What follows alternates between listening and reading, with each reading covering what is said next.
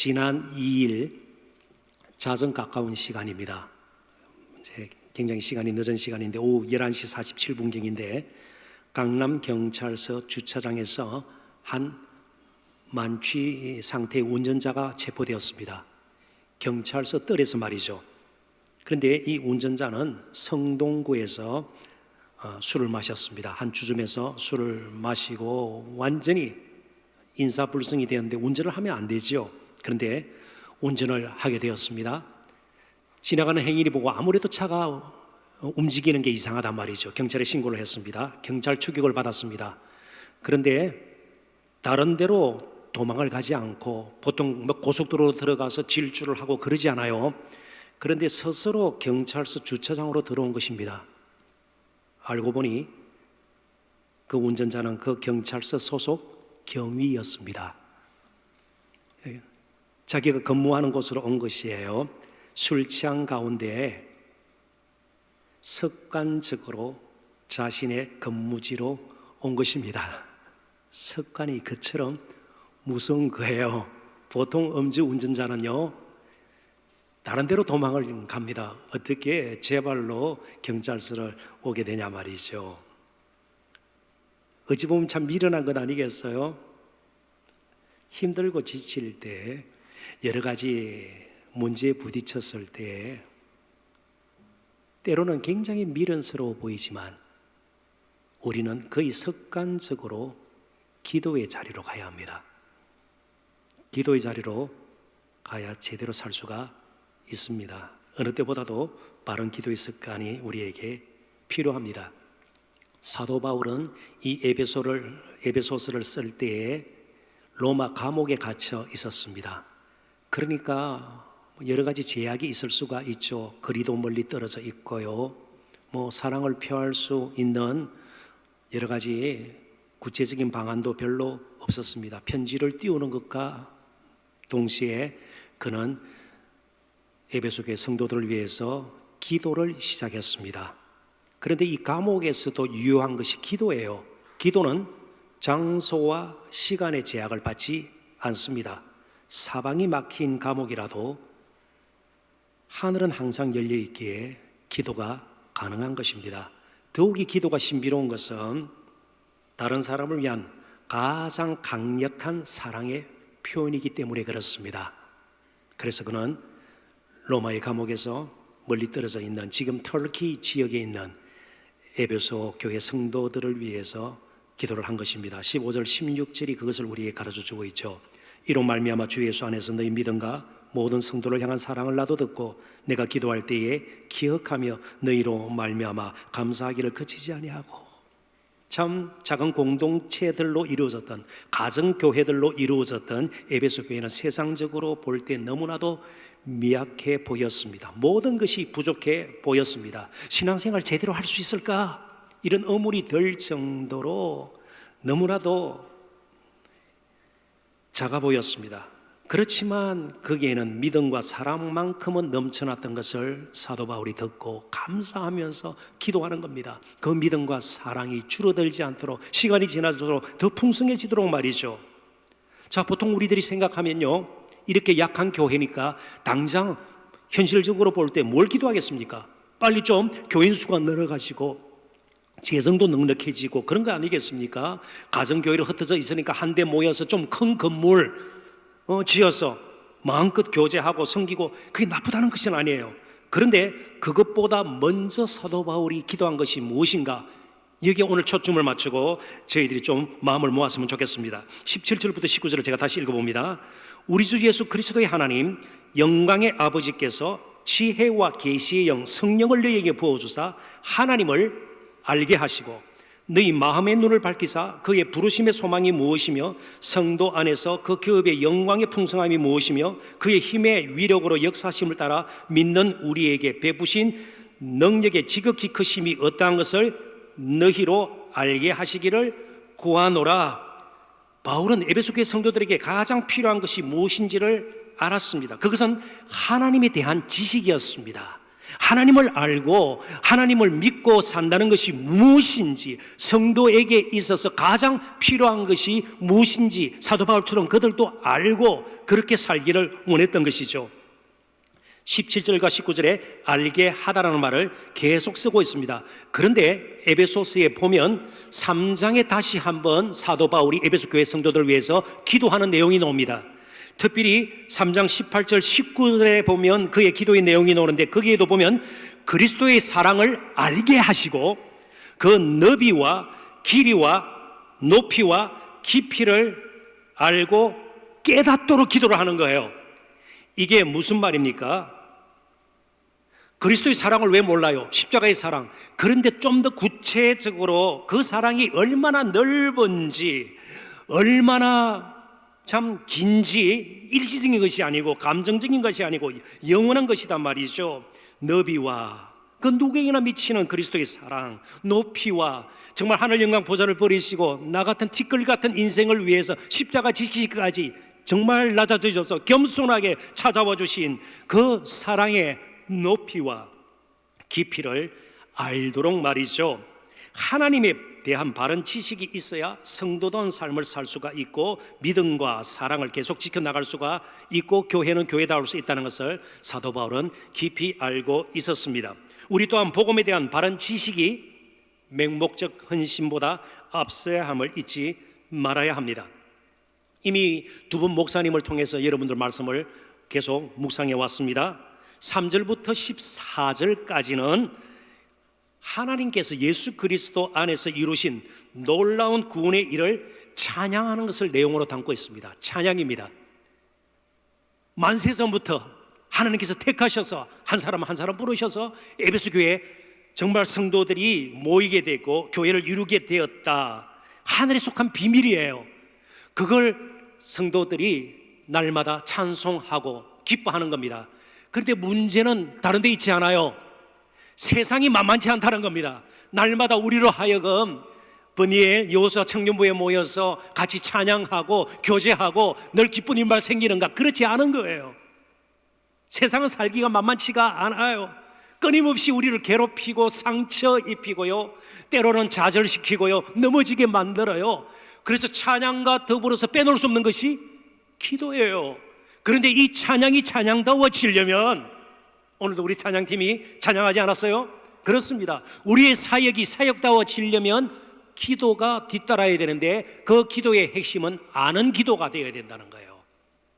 하나님을 제대로 알고 예수 그리스도를 보내주신 그 사랑이 얼마나 넓고 영원하고 높고 깊은지를 알아. 그러니까 문제는요, 우리가 너무나도 피상적으로 예수 그리스도를 알고 그 사랑에 대해서 말하고 찬양하고 넘어간단 말이에요. 찬양과 기도는 그래서 함께 가야 되는 것입니다. 오늘 어느 때보다도 우리에게 기도가 필요합니다. 육신을 입고 사는 동안 얼마나 기도가 필요한지 몰라요. 그러지 않으면 에베소 교회 성도들도 소수의 그들이 정말 그리스도인답게 사는 것은 불가능했을 겁니다. 온통 주의가 이교도들이에요. 이교도적인 습관, 관습, 풍습, 생활, 이런 것들에 젖어 살던 그들이 이제는 예수를 믿었는데 찬양만 할 수 있는 것이 아니에요. 무엇보다도 기도가 필요했고, 그 기도의 핵심은 예수님을 더 깊이 아는 것이었습니다. 아는 것이 더 필요했습니다. 그래서 광야 이스라엘 백성들을 보십시오. 그들이 애굽에서 나와서 혹독한 광야 생활을 했습니다. 그런데 그들로 하여금 행진을 행진답게 만들 수 있었던 것은 애굽을 뒤돌아보는 것이 아니었어요.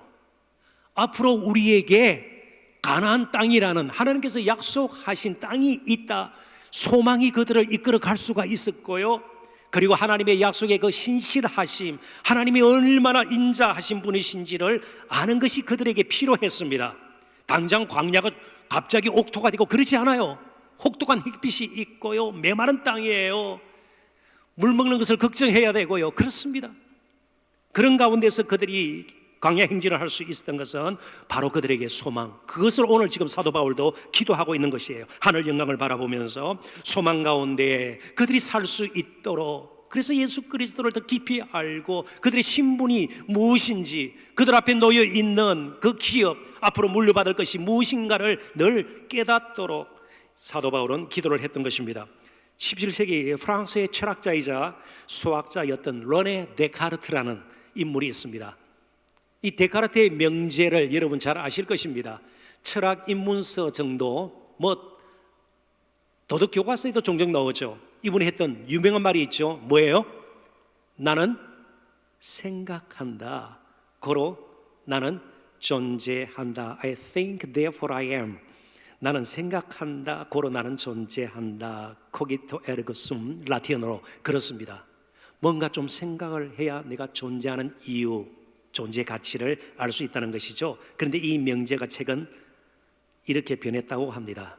나는 클릭한다. 혹은 나는 터치한다.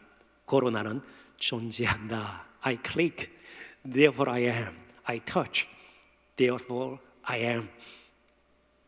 많은 정보가 있으면 우리의 삶이 풍성해질 것 같습니다. 그래서 클릭하고요, 수없이 때로는 유튜브를 보아야 하고요, 어디에 있든 끼고 보고 들어야 되니까요. 그런데 왜 점점 심령이 메말라 가고요, 관계가 더 뜨거워지고 우리의 신앙은 그렇게 풍성하지 못하는 쪽으로 자꾸 기울어지나 말이죠. 그래서 기도가 회복이 되어야 합니다. 그래서 저는 나는 생각한다, 고로 나는 존재한다를 이렇게 바꿔봤습니다. 나는 기도한다, 고로 나는 존재한다. 기도는 하나님과 접속하는 것이에요. 하늘에 접속하는 거예요. 하나님을 타치하는 거예요. 하나님과 가까이 접촉하는 거예요. 기도는 부끄러운 것이 아닙니다. 가장 우리를 사랑하시는 그분과 우리의 사랑을 고백하고 아픔을 내어놓고, 때로는 진지하게, 때로는 정말 아픔 가운데서 우리의 삶을 내어놓고 우리 하나님과 교제하는 것입니다. 기도는 우리 자신의 연약함과 무지를 인정하는 겸손한 믿음의 표현일 뿐입니다. 어렵고 힘들수록 사랑하는 청년 여러분, 우리 동산의 가족 여러분, 서로를 위해서 기도해야 합니다. 기도해야 합니다. 그래서 19절에 있는 말씀을 한번 다시 보도록 하십시다. 19절에 보면 그의 힘의 능력으로 역사하심을 따라 믿는 우리에게 베푸신 능력의 지극히 크심이 어떠한 것을 너희로 알게 하시기를 구하노라. 조금 문형이 쉽게 그냥 한번 읽어가지고는 이해가 될 것 같지 않습니다. 그래서 역사하심, 이게 우리가 주목할 단어인데요, 이 역사하심, 그의 힘의 능력으로 역사하심을 따라, 그걸 이해를 하면 나머지 부분은 충분히 우리가 이해할 수 있습니다. 역사하심은 헬라어로 에네르게이아예요. 에네르게이아. 이 단어에서 영어의 에너지가 나왔습니다. 에너지. 그러니까 에네르기아라는 말은 동력을 전달해서 작동하게 하는 힘. 자, 기도가 무엇인가 하면 하나님의 능력을 우리 것으로 동력화해서 우리의 삶을 움직이게 하는 거예요.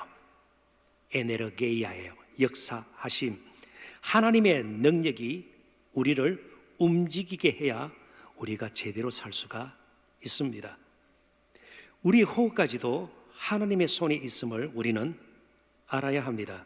하나님의 이 능력, 우리가 에너지로 삼을 수 있는 그 능력은 조금 보탬이 되는, 우리의 감정을 조금 순화시켜주는, 우리의 아픔을 조금 매만져주는 정도의 능력이 아니라 예수 그리스도를 죽은 자 가운데서 살리셨던, 이 세상에서는 도저히 얻을 수가 없는 러시아의 천연가스도 아니고요, 사우디아라비아의 석유도 아니고요, 하늘로부터 나리는 바로 그 에너지예요.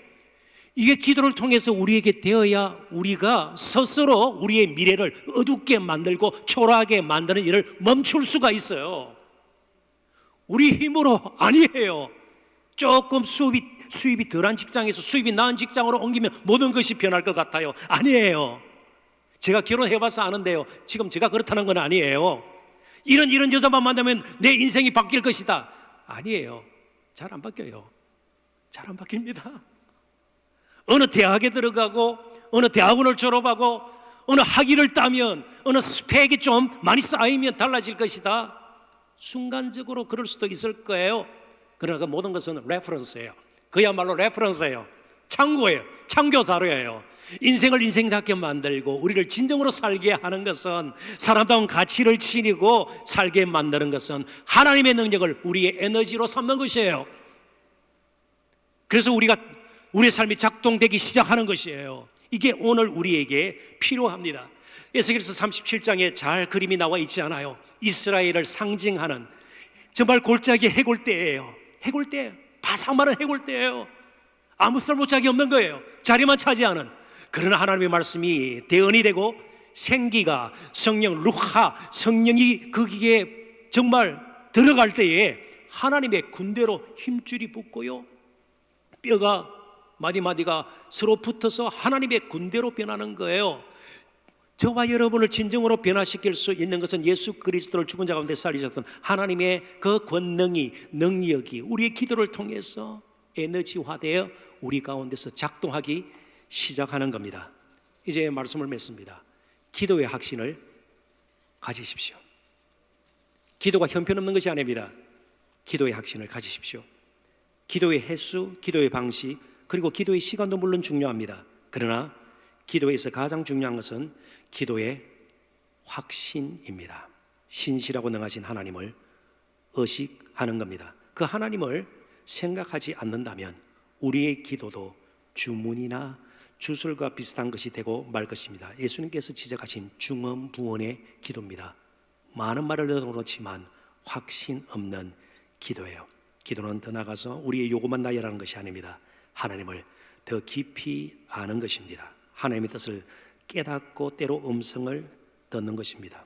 성령의 도우심을 받아 하나님을 기도를 통해서 더 깊이 확신하고 소망과 하늘의 영광으로 체험받았으면 좋겠습니다. 우리를 짓누르는, 때로 좌절감을 가져다 주는, 자꾸만 자신을 실패자로 몰아가는 갖가지 것들이 있습니다. 때로는 숨은 우상들이 있습니다. 절대로 우리 힘으로 물리치거나 이겨낼 수 없습니다. 대체되어야 합니다. 리플레이스 되어야 된대요. 무슨 말이에요? 예수 그리스도로 충만해져야 그게 자리를 떠나게 돼요.